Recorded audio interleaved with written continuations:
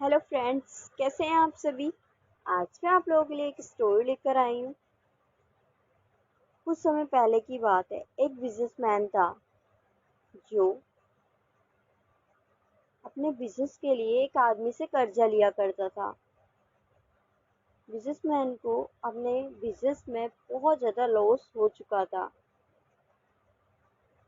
इस वजह से वो बहुत ज़्यादा कर्जे में डूब गया था और अपना कर्जा चुका नहीं पा रहा था। बिजनेसमैन जिस आदमी से कर्जा लिया करता था, वह आदमी उसके घर बार बार आकर उसे धमकी देकर जाता था। एक दिन उस आदमी को बिजनेसमैन की बेटी दिख जाती है। तब वह बिजनेसमैन से कहता है कि तुम अगर अपना कर्जा चुकाना चाहते हो तो तुम्हें अपनी बेटी की शादी मुझसे करवानी होगी। उसके बदले मैं तुम्हारा सारा कर्जा माफ कर दूंगा।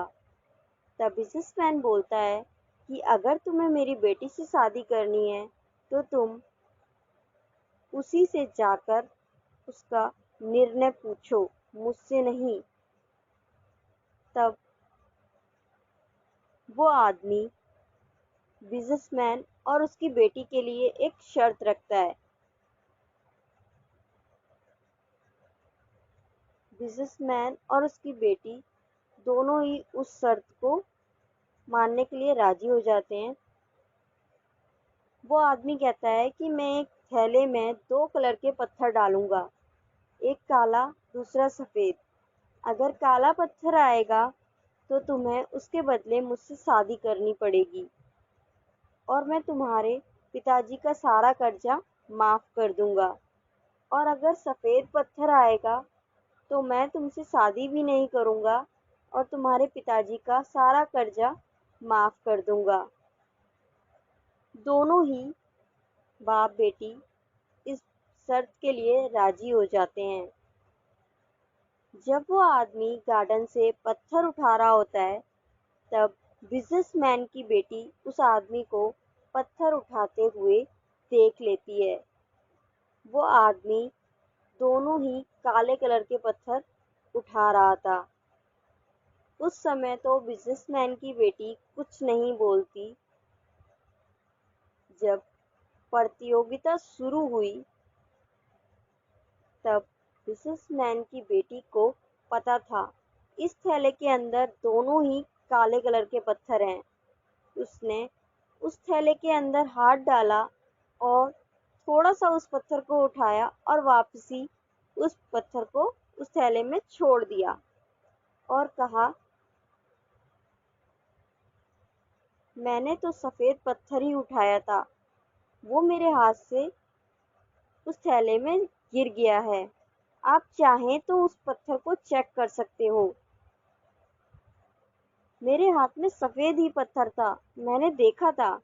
मगर वो आदमी चेक नहीं कर सकता था क्योंकि उसने उस थैले में दोनों ही काले कलर के पत्थर डाले हुए थे। और अगर वो चेक करता तो सबके सामने उसकी बेइज्जती हो जाती। वहां उपस्थित जितने लोग थे उन सबके सामने वो झूठा साबित हो जाता। इसलिए वो चुप रहा। उस आदमी ने कहा, हाँ हाँ, तुमने सफेद कलर का ही पत्थर उठाया था। अब मैं तुमसे शादी भी नहीं करूंगा और तुम्हारे पिताजी का कर्जा भी माफ कर दूंगा।